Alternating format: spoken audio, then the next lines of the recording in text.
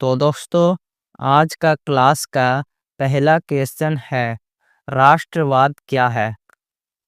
तो दोस्तों, आज का ये क्वेश्चन जो है, राष्ट्रवाद क्या है, ये वेरी इम्पोर्टेंट क्वेश्चन है। ये प्रश्न हमेशा पूछे ही जाते हैं और ये प्रश्न हिस्ट्री सब्जेक्ट का है। तो दोस्तों, इसका उत्तर पढ़ते हैं कि राष्ट्रवाद क्या है। तो उत्तर है, सामान्य अर्थों में राष्ट्रवाद का अर्थ है अपने राष्ट्र के प्रति सोच और लगाव की भावना का विकास करना है। सामान्य अर्थों में राष्ट्रवाद का अर्थ अपने राष्ट्र के प्रति सोच और लगाव की भावना का विकास करना है।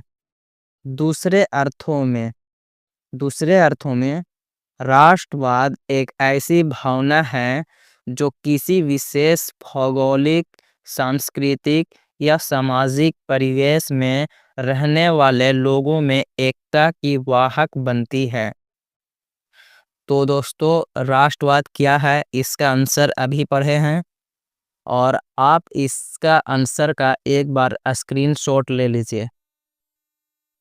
तो दोस्तों, आप इस प्रश्न का 102 मर्तबा इसे आप याद कीजिए, रिवीजन कीजिए और थोड़ा सा इसमें 1-2 टॉपिक ऐसा चुन लीजिए कि जिससे आपको वहाँ पे प्रश्न देखते ही आंसर दिमाग में आ जाए, ताकि आप आंसर अच्छे से लिख सकें और आप 2 नंबर बड़े आसानी से प्राप्त कर सकें।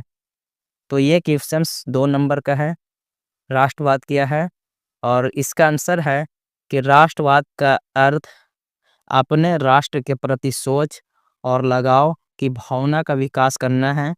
या राष्ट्रवाद एक ऐसी भावना है जो किसी विशेष भौगोलिक, सांस्कृतिक या सामाजिक परिवेश में रहने वाले लोगों में एकता की वाहक बनती है, वो है राष्ट्रवाद। तो दोस्तों, आई होप ये क्लास आपको अच्छा लग रहा होगा। तो इसीलिए आप इस क्लास को लाइक कर लीजिए और अभी तक चैनल को सब्सक्राइब नहीं किए हैं तो सबसे पहले आप इस चैनल को सब्सक्राइब कर लीजिए। तो नेक्स्ट क्वेश्चन देखते हैं। तो ये भी इम्पोर्टेंट प्रश्न है, सर्वहारा वर्ग किसे कहते हैं।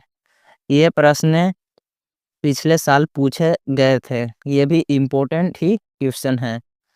तो सर्वहारा वर्ग किसे कहते हैं, इसका आंसर है, सर्वहारा वर्ग समाज का वैसा वर्ग है जिसमें किसान, मजदूर एवं आम गरीब लोग शामिल होते हैं।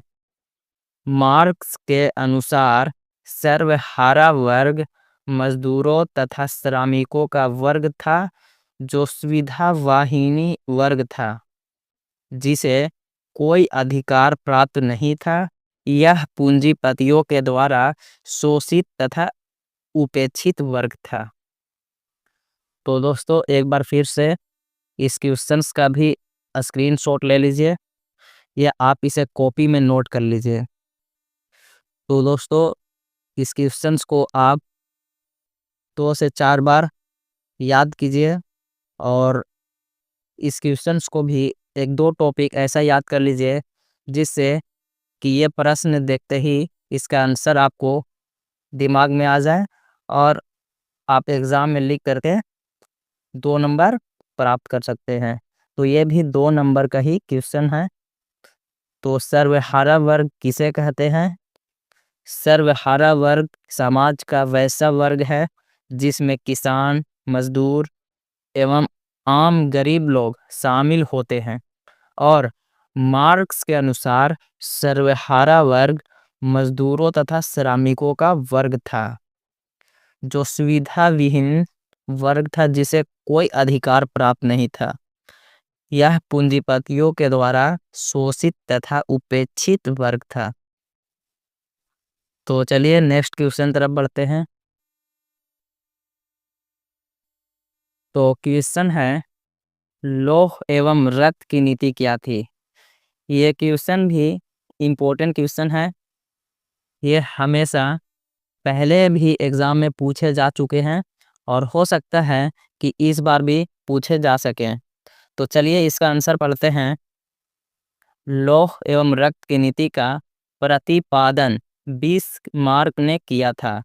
लौह एवं रक्त की नीति का प्रतिपादन बिस्मार्क ने किया था। इस नीति के अनुसार सैन्य शक्ति की सहायता से पूरे जर्मन प्रदेश का एकीकरण करना था। मतलब लौह एवं रक्त की नीति का जो प्रतिपादन किया था वो बिस्मार्क ने ही किया था, और इस नीति के अनुसार सैन्य शक्ति की सहायता से पूरे जर्मन प्रदेश का एकीकरण करना था। तो दोस्तों एक बार फिर से इस क्वेश्चंस को आप नोट कर लीजिए, इसका आंसर, और याद कीजिए। और इसका आंसर ज़्यादा बड़ा भी नहीं है, आसानी से याद हो जाएगा। तो चलिए नेक्स्ट क्वेश्चन की तरफ बढ़ते हैं। जेनेवा समझौता कब और किसके बीच हुआ? जेनेवा समझौता कब और किसके बीच हुआ, ये भी इम्पोर्टेंट प्रश्न है। इसका आंसर है 1954 में जेनेवा समझौता फ्रांस और वियतनाम के बीच अमेरिकी हस्तक्षेप के कारण हुआ था। जेनेवा समझौता कब और किसके बीच हुआ? तो इसका आंसर है 1954 में जेनेवा समझौता फ्रांस और वियतनाम के बीच हुआ। जेनेवा समझौता 1954 में हुआ, और किसके बीच हुआ?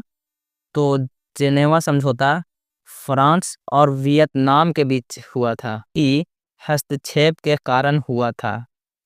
तो दोस्तों इसका भी आप स्क्रीनशॉट ले लीजिए, या आप इस क्वेश्चंस को नोट कर लीजिए अपने कॉपी में।